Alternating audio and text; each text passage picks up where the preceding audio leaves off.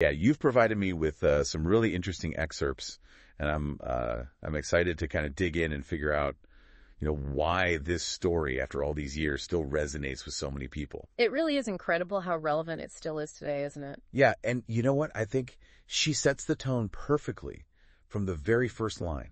It is a truth universally acknowledged. Yes. A classic line. It is a classic line. The classic opening. You think it's more than just a witty observation about marriage?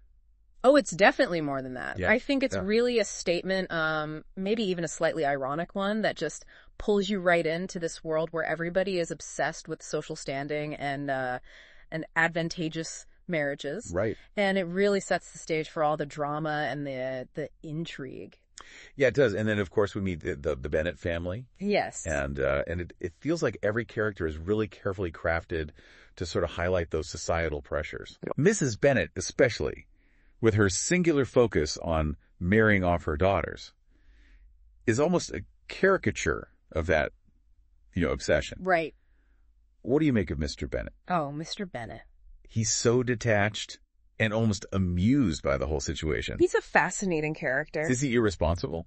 He is. Yeah. I mean, to a certain extent, I would say yes, but there's something more to him, right? Yeah. He's got that wit and those observations about what's going on, but doesn't really challenge it, does he? He doesn't really challenge it. I've always kind of found him to be a bit enigmatic. Absolutely. He clearly sees the absurdity of it all. Yes. But doesn't do anything to really, change it. I think that's Austen's brilliance. Mm-hmm. She presents these complex characters, and they're not easily categorized, are they? Right. Not heroes, not villains. They're Yeah. driven by all sorts of different motivations. Yeah, like real people. Exactly. So, okay, we've got this whole family dynamic playing out. Yes. And then enter. Mr. Bingley and Mr. Darcy. Talk about contrast. Oh, yes. Bingley is instantly loved by everyone. He's handsome. Agreeable. Agreeable. Yes. And Darcy is judged as prideful and disagreeable. Disagreeable, yes. What do you think Austen is trying to convey with these initial portrayals? Well, I think it's that classic setup, isn't it, of appearances versus reality, Right. which we see throughout the book. Yeah. So Bingley, with his easy charm, he's instantly accepted by society. Right. And Darcy, with his reserve and aloofness, is very quickly dismissed. Especially by Elizabeth. Especially by Elizabeth, yes. And of course, those first impressions are not always accurate, are they? Right. So you're saying that pride, especially Darcy's, might be more than just a personality flaw. Yes. It's almost like a shield It is a shield, absolutely. to navigate this world. Yes. And Elizabeth, with her quick wit and her independent spirit, Yes. she's immediately drawn into an intellectual battle with him. Absolutely. And she makes judgments very quickly as well, doesn't she? Yes. Perhaps fueled by a little pride of her own. Yeah, maybe some prejudice in there too. Yes, of course. And then there's Wickham. Oh, Wickham. So charming. Charming, charismatic. And tells these stories about how Darcy has wronged him. Oh, he's a master manipulator, isn't he? He is. He's very good at preying on Elizabeth's prejudice. Yeah. And she wants to believe the worst of Darcy anyway. Yes. And you can see why she believes him, can't you?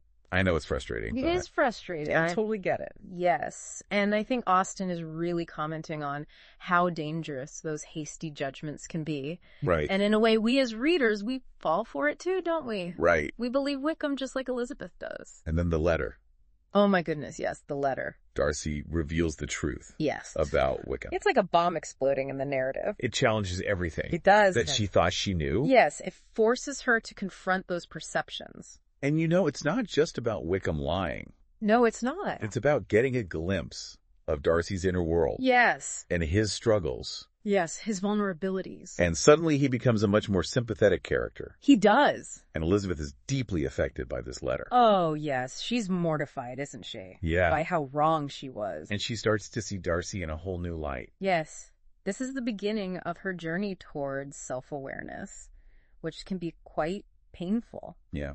It's about acknowledging that pride and that prejudice that she has. So this is where things start to get really interesting. Yes. Because now both Elizabeth and Darcy are forced to confront their own flaws Absolutely. and the potential for change. Yes. They start to see each other differently. Darcy starts to make efforts He does. to show his true character. Yes. And Elizabeth's grappling with her own internal transformation. And their interactions become even more charged Yes. with this new awareness. Like constantly testing each other. Yeah, it's so fun to watch. It is, isn't it? So we've covered the initial impressions, the clash of personalities, Yeah. the web of deception Yes. that Wickham spun. Yes. And the beginnings of self-reflection for both Elizabeth and Darcy. Absolutely. But I have a feeling this is just the tip of the iceberg. Oh, yes. What's coming next in our deep dive? Well, we're about to delve into family dynamics, Okay. societal expectations, and maybe even the first hints of a real connection Ooh, I like it. between Elizabeth and Darcy. All right, let's dive in. As we move further into Pride and Prejudice, the story kind of shifts its focus to the more intimate setting of the Bennet family home, Right. you know, and their interactions within their social circle. Yeah. And I think this is where we really see that theme of societal pressure playing out in even more nuanced ways. It definitely feels like the walls are closing in a bit, Yes. especially with Mr. Collins arriving on the scene. Oh, Mr. Collins. His character is so cringeworthy. Ah, he's awful, isn't he? Yet I find myself laughing out loud at his antics. He's so pompous. What do you think Austen is trying to satirize through him?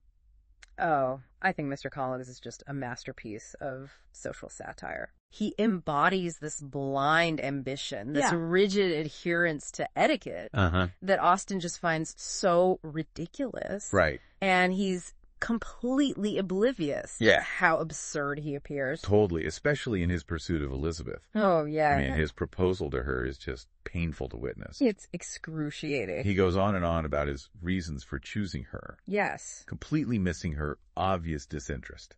He's reading from a script, isn't he?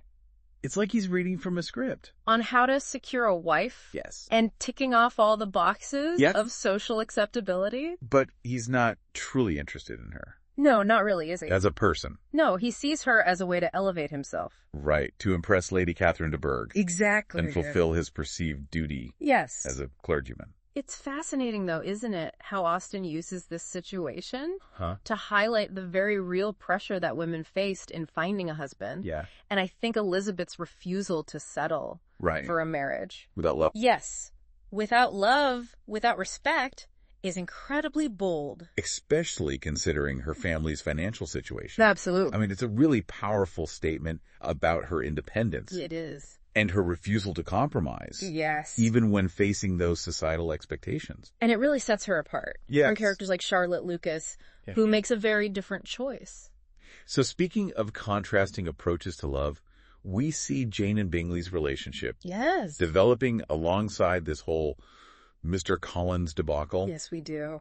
Their connection seems so genuine It does. and heartwarming, Is- almost a foil to the more tumultuous dynamic Absolutely. between Elizabeth and Darcy. I think Austen is giving us a real contrast here Yeah. in personalities and courtship styles. Uh-huh. And it adds another layer to this whole exploration of love and marriage. Right, because Jane, with her sweet and trusting nature, Yes. she kind of embodies this more idealized view of romantic love. Yes, she does. And Elizabeth, with her, sharp wit and skepticism, represents a more pragmatic approach. She's more discerning, isn't she? Yes, and of course we can't forget about Bingley's sisters. Oh, no, those two. They clearly disapprove of Jane, They do. constantly reminding everyone of their lower social standing. Yes. It's all about social hierarchy for them. Yeah, and I think maybe a little bit of jealousy too. Oh, possibly. But their behavior is incredibly frustrating. It is. But it does highlight the importance of social connections Yes. and economic stability, Yes. especially for women. It was vital, wasn't it? The pressure on the Bennet sisters Oh, immense. to marry well, it's Yeah. immense. And then there's that whole thing about the entailment on their estate. Oh, yes. That adds another layer of pressure, doesn't it? I know it means that if Mr. Bennet dies, everything goes to Mr. Collins. Which is terrifying, really. That's like a ticking time bomb It is. that's hanging over the family. Poor Mrs. Bennet. It's no wonder she's so anxious. I know she's constantly trying to marry off her daughters. Well, their futures depend on it. Yeah, their financial security, their reputations are all at stake. It was a different time, wasn't it? Do you think Austen is critiquing the unfairness of all this? Oh, I think so. Or is she just reflecting the reality of her time? I think it's both. Okay, She's not condoning it, right. but she's a very keen observer of human behavior. Okay. And she portrays it all with a lot of nuance. It's that nuance that makes it so captivating. Yes. We see the flaws, Yes. but we also see the characters grappling with their own desires. It's the messy reality of life. So we've got Mr. Collins and his disastrous proposal, Yes. Jane and Bingley's blossoming romance, Uh-huh. under a cloud of disapproval Yes. and the ever-present pressure Always there. for these sisters to find husbands. Yes. What happens next in this whirlwind of social maneuvering and romantic tension? Well, this is where things take a bit of a dramatic turn. Okay. Jane gets invited to Netherfield, Okay. and she falls ill while she's there. Oh, no. So she's forced to stay there longer than intended. Longer than intended. Which, of course, Bingley is delighted about. Right. But his sisters... Not so much. Not so much, no. But this seemingly innocent situation Yes. turns into a catalyst It does. for a whole new level of conflict. Oh, yes. Jane's walking into the lion's den, She is. especially with Caroline and Louisa lurking about They're probably thrilled at the opportunity to undermine her. and discourage Bingley's affections. Yes, their disapproval intensifies, and they basically paint her as a scheming social climber. Right. You know, as someone who's trying to trap Bingley into a marriage beneath him. Classic social prejudice. Masquerading as concern. And, of course, Elizabeth, Oh, yes. fiercely protective of her sister, She's not having any of it. arrives at Netherfield Yes.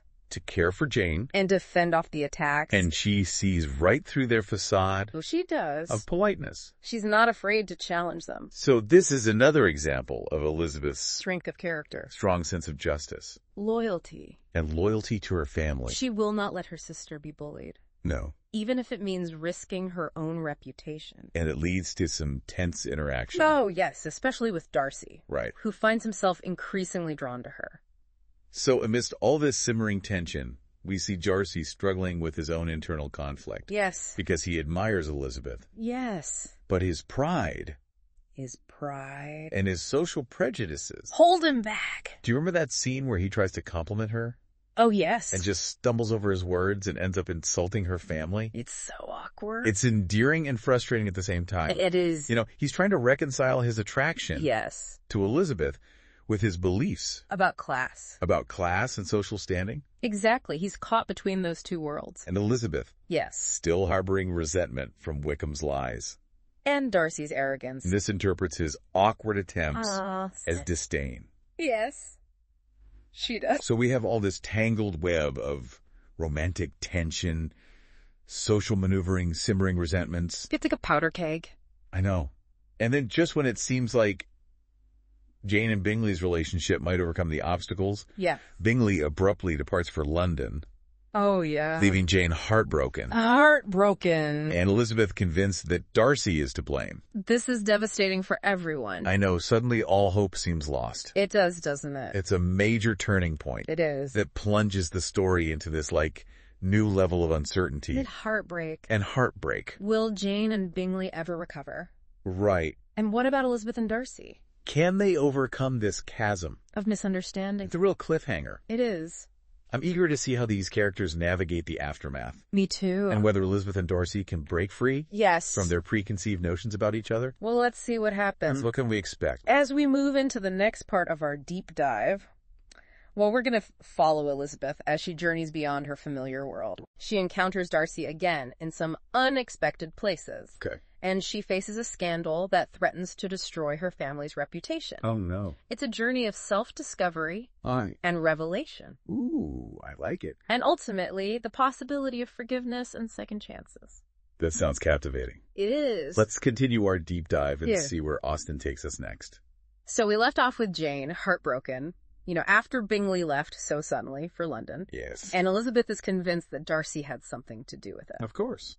I imagine this just makes her prejudice against him even stronger. Absolutely. She sees him as this cold and calculating manipulator who takes pleasure in thwarting true love. So where do we go from here? How does Austen move the story forward after this? Well, eventually Jane and Elizabeth, they leave Netherfield and they both deal with their, emotional turmoil in different ways. Right. Jane retreats into quiet sadness at home. Okay. But Elizabeth, she tries to distract herself by going on a trip, right? A trip with her aunt and uncle. Yes, with the gardeners. And if I remember correctly, this trip takes her to Derbyshire, It does. which is Darcy's home territory. It is. And it's at Pemberley, his estate, His magnificent estate. that their paths cross again. Unexpectedly. What a coincidence. It really throws Elizabeth off balance. Oh, can you imagine her internal turmoil? Oh, I know. She's probably dreading this confrontation. bracing herself for more of that aloofness Yeah. and disdain. But she experiences something totally different. She does.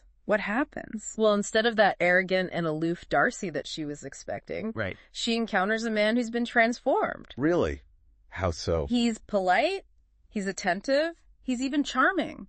Wow, that's disarming. It really is. So do you think this change in him is sincere? I do. I think he's been deeply affected by Elizabeth's rejection and by the things she said in her letter. Right. He's had time to reflect Okay. on his own behavior, his pride, his prejudices, and he's making a real effort. And what about that scene Which one? where he emerges from the lake all dripping wet? Oh, yes. It's like straight out of a romance novel. Austen's brilliant, isn't she? Do you think she's deliberately using this imagery to signal a change? Absolutely. She's taking Darcy, Okay. who we associate with all that formality and distance, Yeah. and placing him in a setting that really emphasizes his physical presence. Right. It's like a visual representation of his emotional transformation. Okay, so Elizabeth can't deny her attraction to him anymore, No. and she starts to see him in a new light.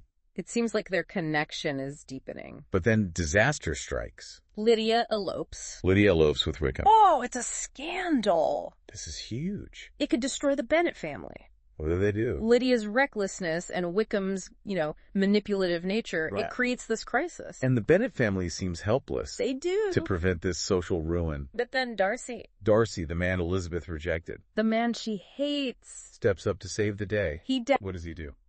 he puts aside his pride, his resentment, Wow. and he uses his influence and resources to track them down. So he ensures a marriage Yes. that at least salvages the family honor. Exactly. This is a heroic act, It is. and it changes everything. It does. She finally sees his true character, Yes. his compassion, Yeah. his willingness to sacrifice himself. To protect her family, Yes, and then he proposes again.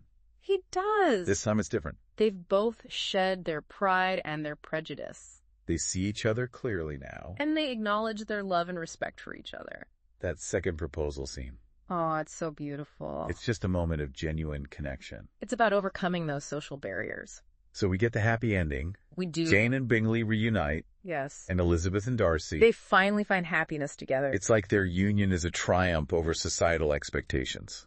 And personal flaws. It's a satisfying conclusion to the story. So as we wrap up our deep dive into Pride and Prejudice, Yes. what would you say are the key takeaways from this? Well, I think it's the enduring power of Austen's social commentary. Her sharp wit, her ability to create characters that are both flawed and relatable. Yes, we see ourselves in these characters. They do. It's a story about human relationships. The challenges of navigating society's expectations. Right, and the power of love. In self-discovery. It encourages us to look beyond those superficial appearances To challenge our prejudices. and to believe in second chances. Absolutely. It also leaves us with some thought-provoking questions. Like what? Like, how much have societal expectations really changed? Are we still influenced by Pride and Prejudice? In our own relationships. This deep dive has given me a whole new appreciation for Pride and Prejudice. It's a classic. It's more than just a love story. It's about human nature, Societal pressures. the power of love and forgiveness. Beautifully said. Thanks for joining me on this journey. What a pleasure.